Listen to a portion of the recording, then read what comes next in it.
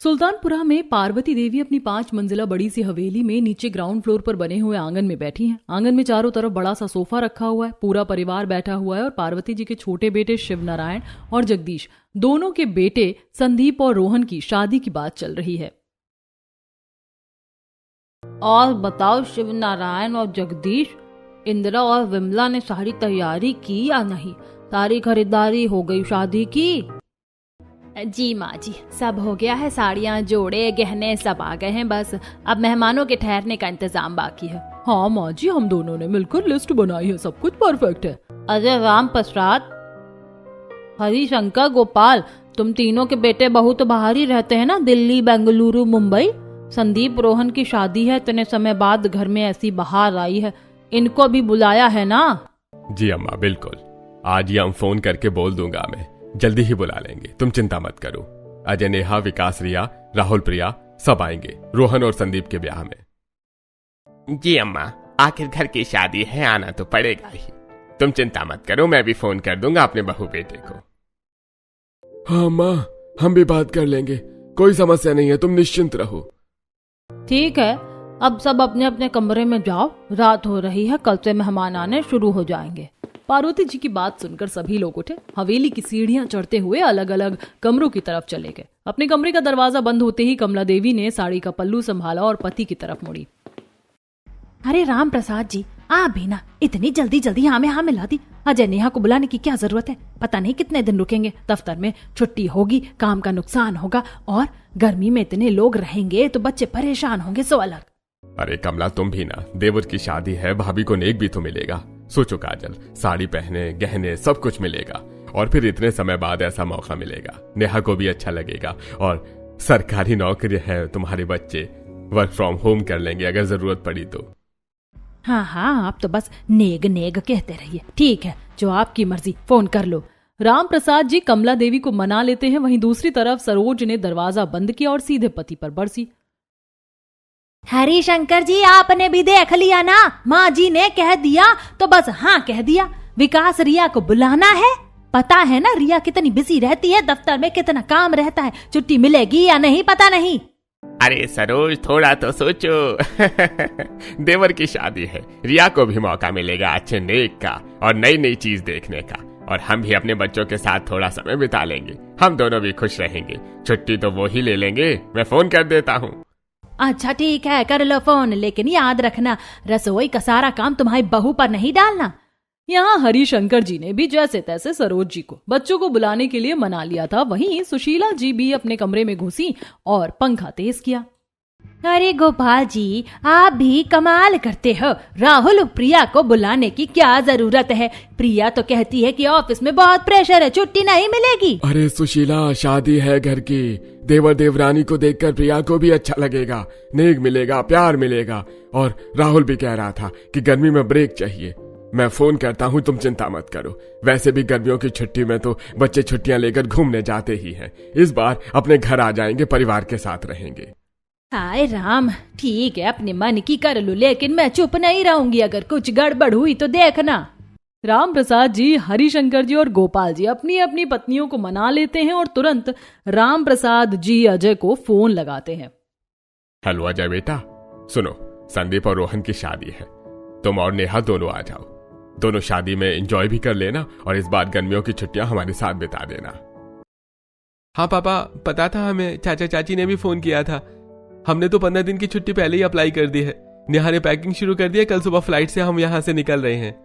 हाँ, ये तो बहुत अच्छी बात है। राम प्रसाद जी ने अपने बेटे बहू को आने के लिए कह दिया था। वहीं दूसरी तरफ हरिशंकर ने विकास को कॉल किया। अरे बेटा विकास, तुम और रिया संदीप और रोहन की शादी के लिए कब तक आने वाले हो? बेटा, घर की इस जनरेशन की आखिरी शादियां हैं, तो मेरा मानना है कि तुम दोनों को जरूर आना चाहिए।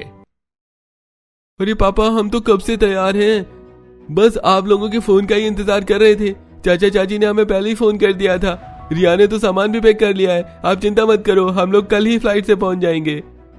रिया और विकास पहले से ही आने के लिए तैयार थे। दूसरी तरफ गोपाल ने भी अपने बेटे बहू राहुल और प्रिया को फोन किया। अरे बेटा राहुल, तुम्हें तो पता ही होगा कि संदीप और रोहन की शादी अगले ही हफ्ते है। मेरा मानना है कि हमें पूरे परिवार के साथ शादी में शामिल होना चाहिए। भले ही हम लोग अलग अलग रहते हैं, लेकिन अभी भी घर और परिवार तो एक ही है ना। हाँ पापा, प्रिया ने टिकट बुक करवा दी है। संदीप और रोहन भी हमें पहले ही बोल चुके हैं और हम दोनों बहुत एक्साइटेड हैं, हम आ जाएंगे। गोपाल जी भी अपने बहू बेटे को बुलाकर खुश हो जाते हैं। इसी तरह सभी अपने अपने बहू बेटे को शादी में घर बुला लेते हैं।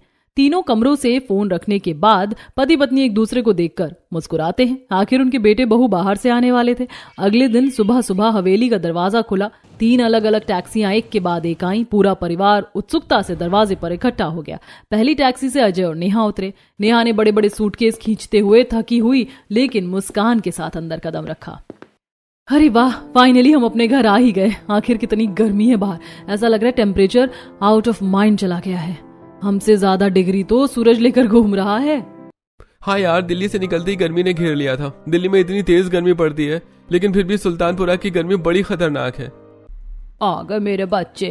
अरे वाह नेहा बेटी, कितनी सुंदर लग रही हो। आओ आओ बेटी, कितने कितने दिन बाद आते हो तुम लोग।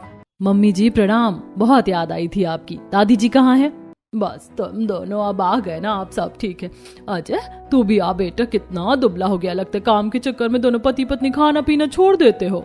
अच्छा किया बेटा, समय पर आ गए। चलो अंदर आओ, ठंडा पानी पी लो।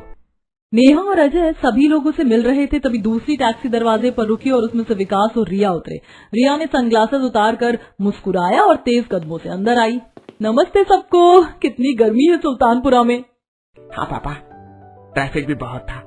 लगता है यहाँ की सरकार बिल्कुल भी ढंग से काम नहीं कर रही है। अरे मेरी रिया आ गई, मेरी बहू कितनी प्यारी लग रही है। सासू माँ प्रणाम। आपकी मुस्कान देखकर सारी थकान उतर गई। वाकई में बेंगलुरु से यहाँ तक का सफर बहुत ज्यादा थकान भरा था। आओ अंदर आओ, पहले पानी पी लो। अरे विकास, अच्छा लगा तुझे देखकर बेटा। विकास और रिया सबसे मिल ही रहे थे कि तभी तीसरी टैक्सी से राहुल और प्रिया उतरे। प्रिया ने अपना बैग नीचे रखा और सीधे दादी पार्वती देवी की तरफ दौड़ी। दादी जी देखिए, हम आ गए। देखिए सब लोग, हम लोग आ गए संदीप और रोहन की शादी में धूम धड़ाका करने के लिए। प्रिया मेरी लाडली आ गई। आना राहुल, कहाँ बाहर खड़ा है। आज हमारी इस हवेली में कितनी रौनक आ गई है। मम्मी जी प्रणाम। आप बिल्कुल वैसी ही हैं, जवान और खूबसूरत है ना। चला, बहुत तारीफ कर ली, पहले अंदर चल। बेटा अच्छा किया, शादी का पूरा मजा आएगा अब। बस अब घर पूरा हो गया। मेरे 5 बेटे बहू और उनके भी बेटे बहू सभी एक छत के नीचे मौजूद हैं। सुन रहे हैं ना आप? कितनी खुशी का दिन है आज। काश आप भी हमारे साथ होते। अपने पूरे परिवार को देखकर पार्वती जी की आंखों में आंसू बह रहे थे और वह अपने दिवंगत पति को याद कर रही थी। तभी सब लोग आंगन में बैठ गए। सभी ने ठंडा पानी पिया, फ्रेश हुए और थोड़ी देर परिवार के साथ हंसी मजाक करते रहे। फिर तीनों सासों ने चुपचाप एक दूसरे को देखकर इशारा किया और अपनी अपनी बहुओं को अलग अलग कमरों में ले गयी। नेहा बेटा सुनो, बहुत खुश हूँ तुझे देखकर, लेकिन कुछ जरूरी बातें याद रखना। जी मम्मी जी, बताइए। अपनी सभी चाची सास से बहुत कम बात करना, जितना जरूरी हो उतना ही। घर की कोई भी बात उनसे मत बताना। जी मम्मी जी। बस यही चाहिए था बेटी, अच्छी बहू है मेरी। अब जा सबके साथ बैठ। रिया तू समझदार है, फिर भी एक बात सुन ले। जी सासू माँ, बोलिए ना। देख तुझे पता है शादी का माहौल है, सभी एक दूसरे के साथ मजे करेंगे, लेकिन फिर भी अपनी ताई सास और चाची सास से ज्यादा घुलना मिलना मत। अपनी बातें घर तक ही रखना, बस हंसी मजाक तक सीमित रखना, ज्यादा दोस्ती मत करना, ठीक है? जी माँ जी, बिल्कुल ठीक, मैं पूरा ध्यान रखूंगी। अच्छी बहू है तो मेरी। अब जा, थक गई होगी, आराम कर ले। प्रिया बेटी, तू मेरी सबसे समझदार बहू है, आज एक जरूरी बात करनी है। जी मम्मी जी।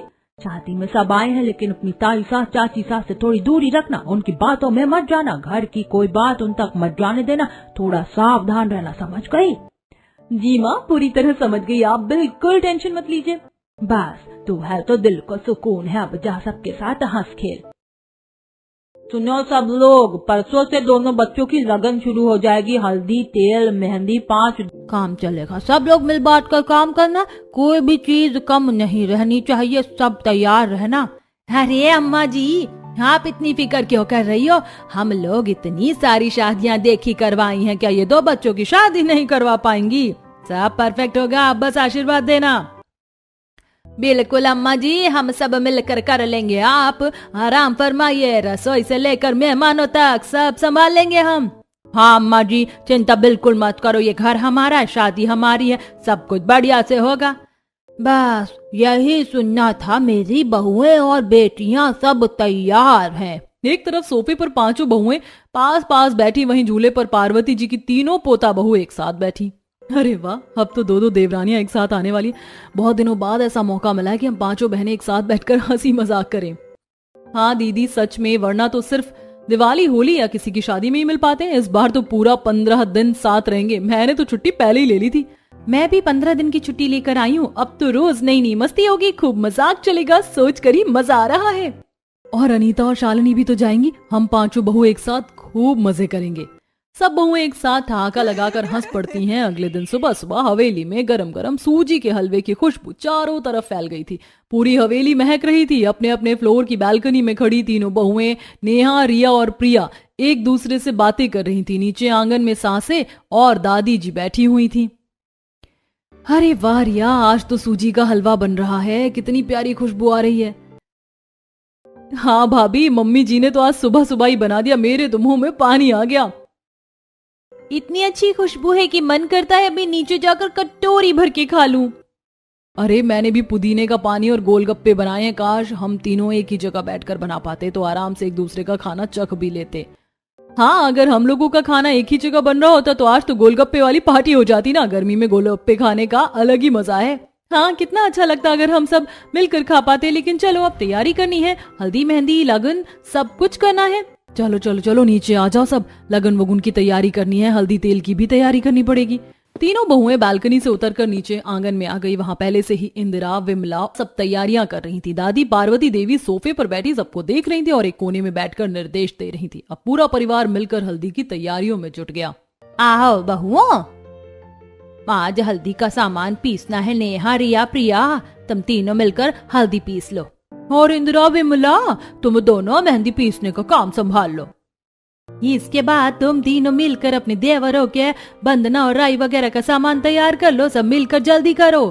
तीनों बहुएं नेहा, रिया और प्रिया एक साथ बैठकर बड़ी सी सिल पर हल्दी पीसने लगी। उनके हाथों में हल्दी की चमक और खुशबू दोनों फैल रही थी। वहीं दूसरी तरफ इंदिरा और विमला मेहंदी पीस रही थी। देखो ना कितनी अच्छी हल्दी है, पीसते ही रंग निकल रहा है। हाँ, लेकिन गर्मी में पसीना तो खूब आ रहा है, फिर भी मजा आ रहा है। अरे हम तीनों साथ में है ना, तो काम भी आसान लग रहा है, वरना अकेले कितना बोझ लगता। बहुओं जल्दी करो, कल लगन है, सब कुछ तैयार होना चाहिए। हाँ, और गोलगप्पे भी बनेंगे आज शाम को, सबको बहुत मजा आएगा। बहुत अच्छा, पूरा परिवार मिलकर काम कर रहा है, यही तो खुशी है। पूरी हवेली में हल्दी मेहंदी और लगन की तैयारियों का माहौल छा गया था। हंसी ठहाके, बातें और काम के साथ साथ गर्मी का मौसम भी अपने चरम पर था। तीनों सासें चुपके चुपके अपनी बहुओं पर नजर रखे हुए थी, जबकि तीनों बहुएं एक दूसरे के साथ हल्के फुल्के मस्ती मजाक करते हुए काम में लगी हुई थी। लगन और हल्दी के बाद शादी का दिन आ गया। सुल्तानपुरा की बड़ी हवेली में रोशनियां, फूलों की मालाएं और शहनाई की धुन गूंज रही थी। दोनों देवर संदीप और रोहन दुल्हनों के साथ बाजार में जाने वाले थे। तीनों बड़ी बहुएं नेहा, रिया और प्रिया तैयार होकर नाच रही थीं। लो चली मैं अपने देवर की बारात लेकर, लो चली मैं। अरे यार, ये वाला गाना लगवा दो जोर से। देवर दूल्हा बना, सर पर सहरा सजा, भाभी बढ़कर आज बलैया लेती है। हाँ, आज तो पूरा जोश है, देवर की शादी है। तीनों बहुएं भारी भारी लहंगे पहनकर बारात के साथ डांस करती हुई गई। पूरा परिवार उनका उत्साह देखकर मुस्कुरा रहा था। शादी की रस्में धूमधाम से पूरी हुई। दोनों देवर संदीप और रोहन अपनी अपनी दुल्हनों के साथ हवेली में वापस आए। गृह प्रवेश के दौरान नेहा, रिया और प्रिया दरवाजे पर खड़ी थी। उन्होंने दोनों नई बहुओं की आरती उतारी और नजर उतारी। आओ देवरानियों, स्वागत है तुम्हारा। अब हमारी गैंग 3 से 5 हो गई। बहुत सुंदर लग रही हो दोनों, एकदम चांद का टुकड़ा। अगर कोई भी हम पांचों को एक साथ देख लेगा तो नजर ही लग जाएगी हम लोगों को तो। चलो भाई, अब हमारी छोटी देवरानियां भी आ गई हैं। अब हम लोग खूब हुक्म चलाएंगे और खूब सेवा करवाएंगे इन लोगों से अपनी। आखिर हम लोग जेठानी बन गए हैं। आरती के बाद तीनों बड़ी बहुएं अपनी अपनी सास के इशारे पर अपने कमरे में जाती हैं और नई बहुओं की सास इंदिरा जी और विमला जी भी उन्हें अलग अलग ले गईं। सुनो बहू, ये तुम्हारी बड़ी सास है ना, तीनों ताई सास और चाची सास, इनसे थोड़ा दूर रहना, ज्यादा जवाब मत देना, ज्यादा देर तक इनके पास मत बैठना। हम सभी एक घर में जरूर रहते हैं, लेकिन पता नहीं किसके मन में क्या चल रहा है, इसीलिए तुम खूब दूरी बना कर रखना। जी मम्मी जी, मैं ध्यान रखूंगी। देखो, इस हवेली में तुम्हारी 4 सास और रहती हैं, 4 ताई सास हैं, लेकिन ध्यान रहे कि उन लोगों से ज्यादा घुलना मिलना नहीं है, ना ही ज्यादा बातचीत करनी है। वो लोग भी अपनी बहू को हमारे आसपास ज्यादा देर तक नहीं रहने देती। बेटा, बाकी तुम खुद समझदार हो। जी मम्मी जी, मैं समझ गई। इंदिरा जी और विमला जी अभी अभी नई नई सास बनी थी, लेकिन उन्होंने भी अपनी बहू को इस तरह समझा दिया जिस तरह उनकी तीनों जेठानियों ने अपनी बहू को समझा कर रखा था। गृह प्रवेश के बाद का दिन अच्छे से गुजर जाता है। अगले दिन सुबह सुबह, शालिनी बेटी सुनो, आज मैं तुम्हें तुम्हारी तीनों ताई सासों के घर लेकर जा रही हूँ, लेकिन पहले कुछ जरूरी बातें याद। जी मम्मी जी। नेहा, रिया और प्रिया तुम्हारी जेठानियां हैं। ये तीनों नौकरी करती हैं, बहुत पढ़ी लिखी हैं, इनसे ज्यादा घुलना मिलना मत करना। अपनी कोई भी बात इनके सामने मत रखना, बस हंसी मजाक तक सीमित रखना। ज्यादा पास मत बैठना और ज्यादा जवाब मत देना, समझ गई? जी मम्मी जी, मैं ध्यान रखूंगी। अनीता बेटी, आज मैं तुम्हें तीनों ताई सासों के घर घुमाने ले जा रही हूँ, लेकिन ध्यान से सुनो, तुम्हारी जेठानियाँ नेहा, रिया और प्रिया, इनसे ज्यादा बातें मत करना। ये लोग बाहर नौकरी करती हैं, इनके मन में क्या चलता है पता नहीं। अपनी बातें अपने तक ही रखना, ठीक है? जी मम्मी जी, मैं समझ गई। दोनों सासें अपनी बहुओं को समझाकर उन्हें लेकर निकली। पहले वो बड़ी ताई सास जी कमला जी के घर गई। ताई जी प्रणाम। ताई जी प्रणाम। आओ बेटियों आओ, कितनी प्यारी लग रही हो, आओ गले मिलो। दोनों नई बहुएं शर्माते हुए गले मिली। कमला जी ने उन्हें बिठाया, मिठाई खिलाई और प्यार से बातें की। इंदिरा और विमला चुपचाप बैठी मुस्कुरा रही थी। नेहा, रिया, प्रिया जब दोनों नई बहुएं ताई जी के घर से निकली तो तीनों जेठानियां गैलरी में दोनों नई बहुओं से मिली। अरे शालिनी, अनीता, कहाँ घूम रही हो? ताई जी के घर गई थी ना? थक गई होगी ना गर्मी में।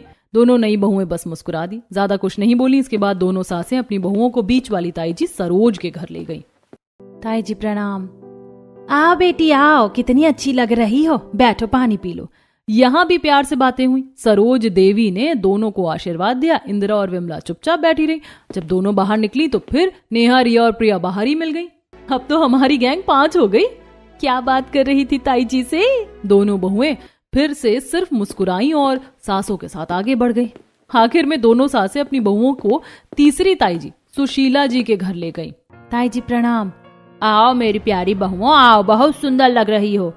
सुशीला जी ने भी दोनों को प्यार से बिठाया और बातें की। इसके बाद दोनों नई बहुएं अपनी सासों के साथ वापस अपने कमरों में आ गई। दोपहर ढल चुकी थी। अब दोनों नई बहुओं की पहली रसोई का समय था। आज दोनों नई बहुओं की पहली रसोई है। क्या सोचा है इंदिरा और विमला दोनों ने? अम्मा जी, इतनी गर्मी है, बेकार में बखेड़ा क्यों करना, अपने अपने घर में ही कर लेंगे। जी अम्मा जी, हम दोनों बहुओं को अपने कमरों की छोटी रसोई में ही बनवा लेंगे। ठीक है, जैसे तुम लोगों की मर्जी करो। इंदिरा जी, विमला जी दोनों बहुओं को कमरे में ले जाती और वहां ले जाकर, मम्मी जी मैं दाल चावल बना लूंगी, मैं सब्जी और रोटी बना लेती हूँ। दोनों नई बहुएं अपने अपने कमरों की छोटी रसोई में पहली रसोई का खाना बनाने लगी थी। शादी के 2-3 दिन गुजर गए थे। हवेली में अब थोड़ी शांति छा गई थी, लेकिन गर्मी अभी भी बेइंतहा थी। दोपहर के समय पार्वती देवी मंदिर में बैठी भगवान के सामने हाथ जोड़कर मन्नत मांग रही थी। उनकी आंखें बंद थी। हे भगवान, जैसे मेरे पति जी के समय एक रसोई थी, एक परिवार था, वैसे ही मेरी 5 बहुओं को एक साथ रखना। सब मिलकर खाएं, हंसे, एक दूसरे का दुख दर्द बांटे। मेरी ये आखिरी इच्छा पूरी कर दो। ठीक उसी समय 5 बहुएं नेहा, रिया, प्रिया, शालिनी और अनीता एक साथ मंदिर में आई। नेहा और रिया झूले पर बैठ गई। प्रिया खड़ी रही। शालिनी और अनीता फर्श पर बैठ गई। सबकी नजर दादी जी पर थी। दादी जी, हम सब एक साथ बैठकर बातें करने आई हैं। कितना अच्छा लग रहा है ना? पूरे 15 दिन हम पांचों एक छत के नीचे हैं। हाँ दादी जी, काश हमेशा ऐसे ही साथ रहते, एक साथ खाना बनाते, एक साथ खाते, गर्मी में भी मजा आ जाता। सच में दादी जी, हम तीनों तो पहले भी सोचते थे कि काश एक रसोई होती तो कितना अच्छा होता। दीदी, हम गांव से आए हैं ना, यहाँ की गर्मी तो सहन कर लेते हैं, लेकिन आप लोगों की तरह मॉडर्न खाना नहीं बना पाते। फिर भी काश हम सब मिलकर कुछ बनाते। हाँ दीदी, मैंने तो पहली रसोई में मलाई कोफ्ता बनाया था, बहुत स्वाद आया था, लेकिन अकेले खाने में मजा नहीं आया। अरे मैंने तो कस्टर्ड बनाया था। हाँ, आज तो मैंने माइक्रोवेव में पिज्जा और पास्ता बनाया। हाँ अच्छा, और मैंने आज शाही पनीर और चीजी पनीर बनाया था, साथ में बटर नान।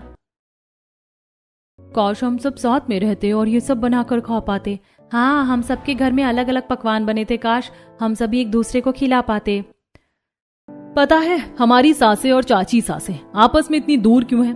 पुरानी बातों के चक्कर में मन फटे हुए हैं सबके। हम तो सोचते थे तुम्हें कुछ खिलाएं, लेकिन मम्मी जी की आदतें। क्यों ना हम 5 बहुएं एक ठंडी रसोई बनाएं? लेकिन कैसे? मेरे पास एक तरकीब है, आओ आप लोग। सभी बहुएं आपस में कुछ प्लान बनाकर फुसफुसाने लगी और शाम को जब सब बहुएं अपने अपने कमरों में गईं तो हर बहू अपनी सास से बात करने लगी। लेकिन इस बार बातें अलग थी। मम्मी जी, आज चाची जी ने और उनकी बहुओं ने आपकी बहुत तारीफ की थी। बोली कि आप कितनी समझदार हैं, कितने अच्छे से सब संभालती हो। अरे लेकिन मैं तो सोचती थी ये लोग मुझसे जलती हैं, लेकिन यहाँ तो ये नेहा कुछ और ही कह रही है।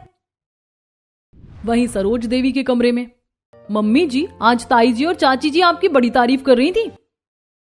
लेकिन वो लोग तो शायद मैं गलत सोच रही थी। वहीं सुशीला देवी के कमरे में, मम्मी जी विमला चाची ने अनीता को बताया कि तुम्हारी ताई सास कितनी अच्छी है।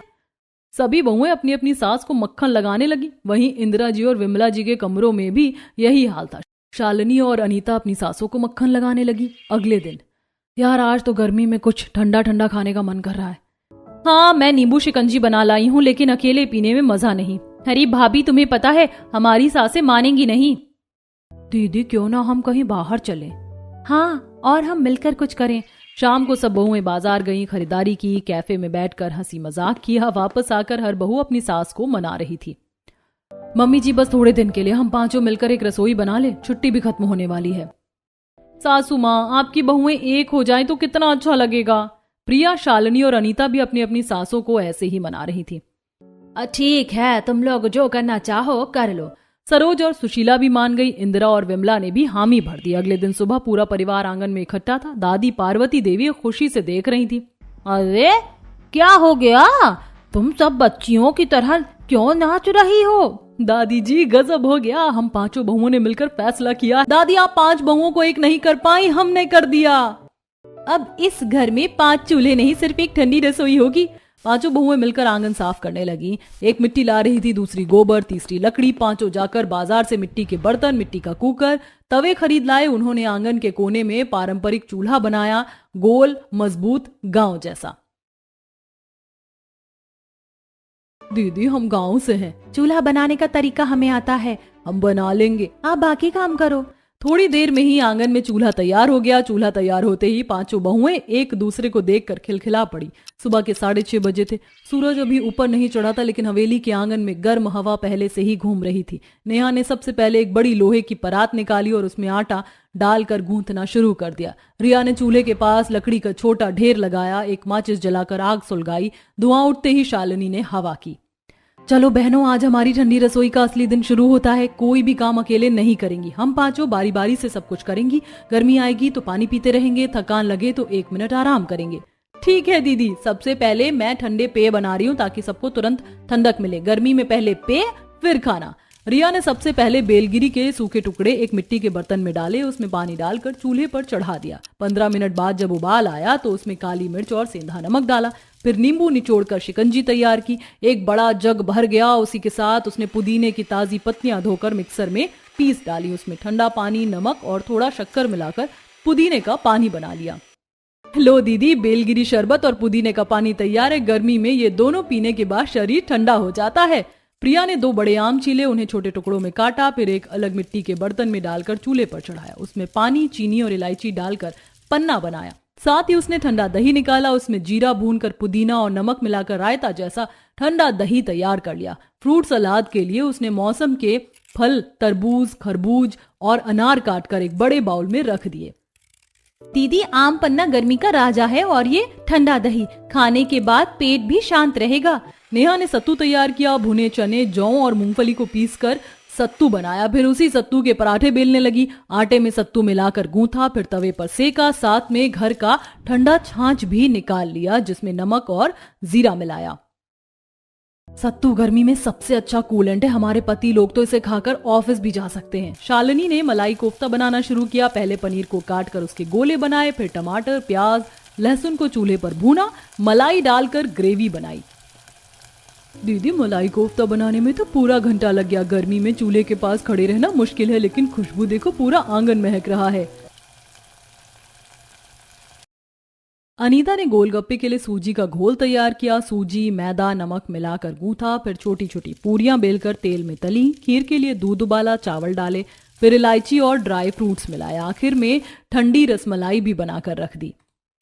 दीदी गोलगप्पे गर्मी में सबसे मजेदार है। पानी में नींबू, नमक, जीरा डाला है, चटपटा स्वाद आएगा। पांचों बहुओं ने मिलकर ससुराल की एक ठंडी रसोई बना ली थी, लेकिन थोड़ी देर बाद उफ दीदी, धुआं बहुत हो रहा है, आंखें जल रही हैं और सांस फूल रही है। कोई बात नहीं, मैं यहाँ बैठकर पंखा झुलाती हूँ, तुम पीछे हट जाओ। पानी की बोतल पास रखो, हर 10 मिनट में 2 घूंट पीती रहना। दीदी मेरे हाथों में बहुत दर्द हो रहा है, 20 पराठे बेल लिए, अब कमर भी टूट रही है। चलो मैं बेलती हूँ, तुम कोफ्ते की ग्रेवी देखो, हम बारी बदलते रहेंगे, कोई अकेला नहीं थकेगा। दीदी गोलगप्पे तलने में तेल बहुत गर्म हो रहा है, एक एक करके तलना पड़ रहा है, देर हो रही है। कोई बात नहीं, हम सब साथ हैं, एक काम खत्म करो तो दूसरी मदद करेगी। फिर भी पांचों बहुएं हंसती बोलती एक दूसरे को पानी पिलाती हैं, पंखा झलती रहती हैं। ठीक 8:30 बजे सब कुछ तैयार हो गया। सुबह का पूरा मेन्यू एक साथ परोसा गया, बड़ी दरी बिछाई गई, पूरा परिवार आंगन में आ गया। दादी, पांचों सासें, ससुर जी, पति लोग, नई बहुएं सब बैठ गए। आज मेरी हवेली फिर से जीवित हो गई। 40 साल बाद ये माहौल देखा है मैंने। मेरी पांचों बहुएं, तुमने कमाल कर दिया। दोपहर में थोड़ा आराम करने के बाद शाम 5 बजे फिर चूल्हा जलाया गया। इस बार अलग डिशेस बनी थी। नेहा ने ठंडी खीर का शरबत और सत्तू का लड्डू बनाया। रिया ने नारियल पानी और नींबू सेंधा नमक का पानी और पुदीना अदरक का शरबत बनाया। वहीं प्रिया ने ठंडा आम का रस, दही भल्ले, फ्रूट चाट तैयार की और शालिनी ने पालक पनीर, मिक्स वेज पराठा, रोटी और अनीता ने ठंडी रसमलाई और चावल की खीर बनाई। सभी ने फिर खाना खाया, लेकिन थकान की वजह से सब सो गए। अगले दिन सुबह 6 बजे आंगन पूरी तरह खुल गया। पूरा परिवार पहले से ही इकट्ठा हो गया था। दीदी कल रात नींद नहीं आई, आज हाथ उठाने की भी ताकत नहीं है। फिर भी हम करेंगे, एक दिन की छुट्टी नहीं ले सकते। दीदी लकड़ी खत्म हो गई है, चूल्हा बुझ रहा है। चलो मैं और अनीता बाजार से लकड़ी ला रहे हैं, तुम लोग बाकी काम शुरू करो। अरे बहुओं, इतना धुआं, तुम लोग थक जाओगे। छोड़ो, ये लोग मना कर रही थी, अब देखो कितना मजा ले रही हैं। लेकिन सब सासें खुद पानी लेकर आ गई और बहुओं को पंखा झलने लगी। दीदी 11 बजे गर्मी 46 डिग्री हो गई है, चूल्हे के पास खड़े होना मुश्किल है। कोई बात नहीं, हम 10-10 मिनट का ब्रेक लेंगे, पानी छिड़केंगे चूल्हे पर। फिर भी पांचों बहुएं नहीं रुकी, हंसती बोलती एक दूसरे को सहारा देकर काम पूरा किया। आंगन में हंसी ठहाके गूंज रहे थे। पूरा परिवार दरी पर बैठकर खा रहा था। गर्मी भले ही बाहर जल रही हो, लेकिन अंदर ठंडी रसोई की ठंडक सबको छू रही थी। 2 दिन बीत गए, ठंडी रसोई अब पूरी तरह चल निकली थी, लेकिन पांचों बहुओं की थकान भी चरम पर पहुंच चुकी थी। सुबह के 7 बजे थे, आंगन में चूल्हा जल चुका था, लेकिन आज बहुओं के कदम भारी थे। यार आज तो उठने का भी मन नहीं कर रहा। कल रात सिर्फ 4 घंटे सो पाई, सारा शरीर दर्द कर रहा है, कमर टूट रही है, हाथ सूज गए हैं। हाँ दीदी, मेरे भी पैरों में ना दर्द है। गोलगप्पे तलते तलते कल रात तक पैर सुन्न हो गए थे। सच में यार, मैंने तो सोचा भी नहीं था कि एक रसोई चलाने में इतनी मेहनत लगती है। गर्मी, धुआं, लगातार खड़े रहना, लेकिन जब पूरा परिवार एक साथ बैठकर खाता है तब सारी थकान गायब हो जाती है। दीदी हम गांव से हैं, चूल्हा चौका तो रोज देखते हैं, लेकिन पांचों बहुएं मिलकर एक ठंडी रसोई चला रही हैं। हाँ दीदी, कल रात मैं सोच रही थी कि अगर हम अकेले अकेले बनाती तो शायद बीच में छोड़ देती, लेकिन साथ में हंसी भी आ रही है, गाना भी गा रहे हैं, थकान भी भूल रहे हैं। फिर भी पांचों बहुएं काम में जुड़ गई। आज सुबह का मेन्यू थोड़ा हल्का रखा गया था, क्योंकि सब थकी हुई थी। परिवार फिर से आंगन में इकट्ठा हुआ। दादी पार्वती देवी खुशी खुशी देख रही थी। सासें भी अब खुद बहुओं को पानी पिला रही थी और पंखा झल रही थी। बहुओं आज थोड़ा आराम कर लो, हम सासें भी मदद करेंगी। हाँ, अब हम भी समझ गए हैं कि एक रसोई कितनी मेहनत की चीज है। 15 दिन पूरे हो चुके थे, जाने का समय आ गया था। सुबह के 8 बजे तीनों बड़ी बहुएं नेहा, रिया और प्रिया अपना बैग लेकर नीचे आंगन में खड़ी थी। शालिनी और अनीता दोनों की आंखों में आंसू थे। पांचों बहुएं एक दूसरे से चिपक कर रो रही थी। मेरी बच्चियों, अब फिर कब मिलोगी? यह हवेली फिर सूनी हो जाएगी। मेरे मरने से पहले तुम सबको एक साथ देख लिया, बस यही काफी है। दादी जी चिंता मत करो, हमारा प्यार कभी कम नहीं होगा। हम रोज वीडियो कॉल करेंगे, आपका आशीर्वाद हमेशा हमारे साथ रहेगा। दादी जी, हमने मिलकर जो ठंडी रसोई बनाई है, काश वो हमेशा की हो पाती। पीछे तीनों सासें और इंदिरा विमला खड़ी थी। उनकी आंखें भी नम थी। दादी जी ने गहरी सांस ली और कहा, लेकिन मैं तो चाहती थी कि मेरे मरने से पहले ये चूल्हा एक हो जाए, पांचों बहुएं एक साथ रसोई में खाना बनाए।